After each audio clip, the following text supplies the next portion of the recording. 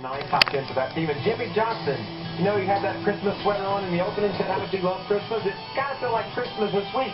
He got 25 points back on his appeal earlier, and now this 10th place with a broken car, that's amazing. And he appeared on Jimmy Kimmel on The Talk. He had a great week back in his home state of California. Brad Keselowski, the winner in Bristol, said, hey, you know, this really isn't my kind of track. Wound up 18th.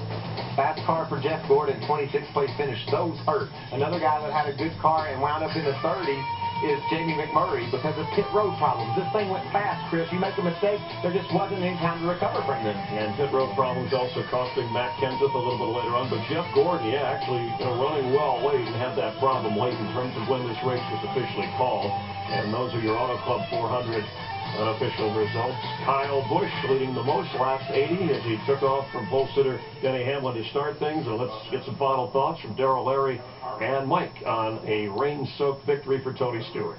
Well, it is rain-shortened, Chris, but the best car won. Tony Stewart passed everybody he needed to pass. He's now won half the last 15 races, 1 out of every 10 of his Sprint Cup starts, and today's 46th career win ties Buck Baker for 14th on NASCAR's all-time win list. Wow. This team, the 14 team of Tony Stewart, he woke up.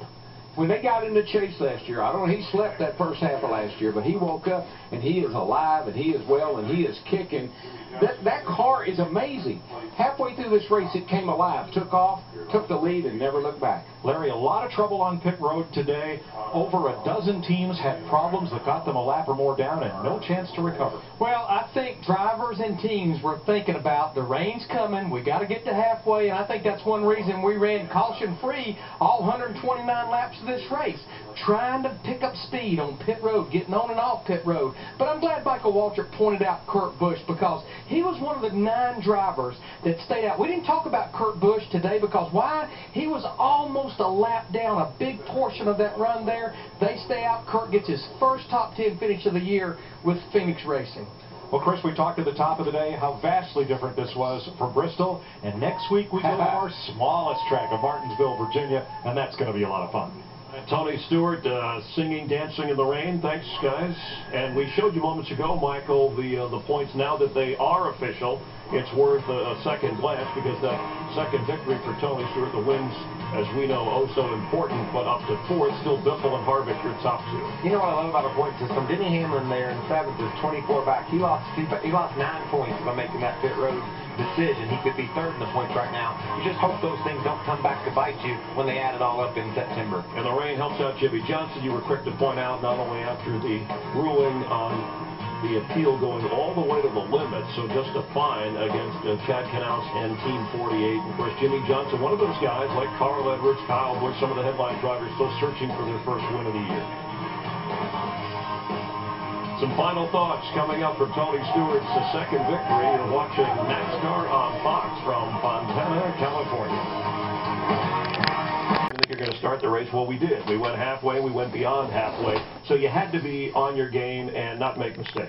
Certainly. And this race is exactly up Tony Stewart's alley. Think about him. He's a dirt race. We were in the 25-30 lapper. When they say go, he's gone. You saw him cutting off people early in the race, making Harvick mad, getting in front of Denny Hamlin, but just charging. And then your crew had to be perfect, too. One mistake and you're out. You take a winning car and you finish in the 20s with it like Jeff Gordon did.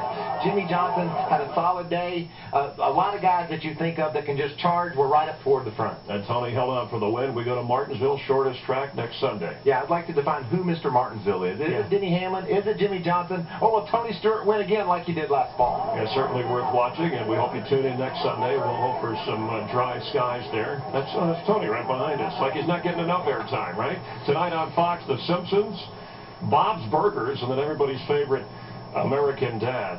Next week, you heard us talk about it. Martinsville, Kevin Harvick passed Dale Earnhardt Jr. with 4 laps to go to win his second straight race. Remember, he won the California race last year, the closer, and then won that one. Yeah, and then a huge crash up there last year by Martin Truex Jr. Remember his throttle on? He went into the wall, caught on fire. So the short tracks, the speed is there. When you hit something, you can feel it. Yeah, in fact, the next 3 tracks on the schedule, we get an Easter break after Martinsville, to Texas and Kansas. Those are all part of the chase eventually when we get there. So will those upcoming events be a gauge for the guys that play for the championship. Certainly defending champ Tony Stewart will be part of that. So 4 different winners over 5 races, but Tony Stewart, the double winner so far. We hope you join us next Sunday. For Michael Waltrip, I'm Chris Myers, our entire gang. Have a great week.